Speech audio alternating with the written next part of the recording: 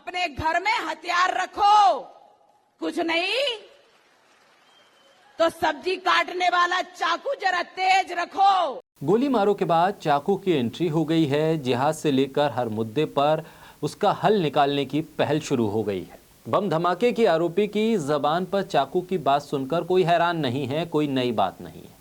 महात्मा गांधी पर दिए गए बयान से प्रधानमंत्री मोदी को नाराज कर देने वाली सांसद कर्नाटक में थी। हिंदू जागरण वैदिक के दक्षिण क्षेत्र वार्षिक सम्मेलन में शामिल हुई थी, भाषण दे रही थी। भाषण देने लगी और बताने लगी कि कैसे रक्षा करनी है, धर्म को बचाना है, कैसे समाज की रक्षा करनी है। गोडसे को देशभक्त कहने वाली साध्वी बता रही थी कि चाकू पर कितनी भार और कैसे धार रखनी है, चाकू से सब्जी के अलावा और क्या कुछ काटा जा सकता है, ये सब बता रही थी कर्नाटक के शिमोगा में। और पुलिस भी मौन धारण करे सब सुन रही थी। कर्नाटक में कानून का मजाक बना रही थी, हत्या के लिए उकसा रही थी। जमानत पर बाहर हैं ये आरोपी सांसद, कानून के उल्लंघन की बात कर रही थी और पुलिस कर्नाटक की खामोश थी। सत्ता खामोश थी और खामोश थे नफरती एंकर, नफरती मीडिया। बोलता हिंदुस्तान पर मैं हूं आपके साथ मिर्जा शाकिर अली बेग। कर्नाटक के शिमोगा में भोपाल से बीजेपी की सांसद प्रज्ञा सिंह ठाकुर ने हिंदू समुदाय से अपने घरों में हथियार रखने की बात कही। उन्होंने कह दिया, हिंदुओं को उन पर और उनकी गरिमा पर हमला करने वालों को जवाब देने का पूरा अधिकार है। भोपाल से सांसद ने कह दिया कि अपने घरों में हथियार रखो, कुछ ना सही तो कम से कम सब्जी काटने वाले चाकू पर ही तेज धार रखो।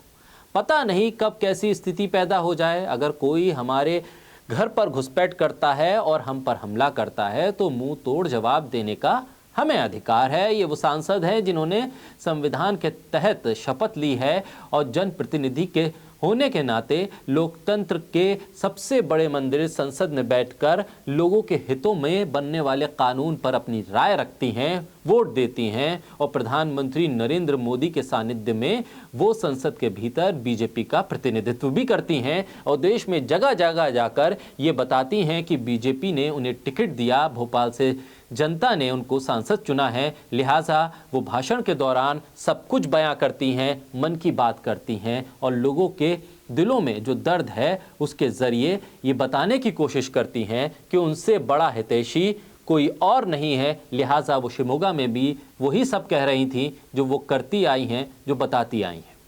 लव जिहाद पर इशारों ही इशारों में बात करते हुए उन्होंने कहा कि उनके पास जिहाद की परंपरा है, अगर कुछ नहीं है तो वो सब लव जिहाद कर लेते हैं। हम तो प्यार करते हैं, उन्हें तो जिहाद नजर आता है प्यार में भी। ये बयान सामने आने के बाद सोशल मीडिया पर सवाल करने लगे लोग, कहने लगे कि आखिर क्यों इस तरह की भाषा का इस्तेमाल हो रहा है और इस तरह की भाषा का इस्तेमाल करने वाले की जमानत क्यों रद्द नहीं होती। आखिर प्रधानमंत्री ऐसे सांसदों पर लगाम क्यों नहीं लगाते। आखिर क्यों सिर्फ और सिर्फ नफरत को बढ़ावा देने वालों को सियासत में जगह दी जा रही है। कांग्रेस के माइनॉरिटी सेल के अध्यक्ष हैं इमरान प्रतापगढ़ी, तो वो भी मैदान में आते हैं, सवाल करते हैं प्रधानमंत्री से और गृह मंत्री अमित शाह से। मामला सिर्फ साध्वी प्रज्ञा तक का नहीं है। शनिवार को ही मध्य प्रदेश की संस्कृति मंत्री उषा ठाकुर ने भी शस्त्र प्रेम दिखाया था और कहा था शस्त्र लाइसेंस लेना जरूरी है। हम कुर्सी टेबल लेते हैं लेकिन शस्त्र लाइसेंस क्यों नहीं लेते। ऐसे में बड़ा सवाल ये भी है कि इस तरह से नफरत का फायदा किसको होता है। हिंसा को बढ़ावा देने वालों का आखिर समर्थन कौन करता है। आखिर किस आधार पर ये लोग चुन लिए जाते हैं और जनता इनको अपना प्रतिनिधि चुन लेती है। जिम्मेदार आप और हम भी हैं जो धर्म के नाम पर वोट मांगने वालों को सत्ता के शिखर पर पहुंचा देते हैं और काम पर बात करने वालों की सुनते ही नहीं। लेकिन याद रखिए, आप जैसे नेता चुनेंगे वैसा ही देश बनेगा। अराजकता और अंधकार से भरे भविष्य को चुनने से पहले एक बार जरूर सोचिएगा।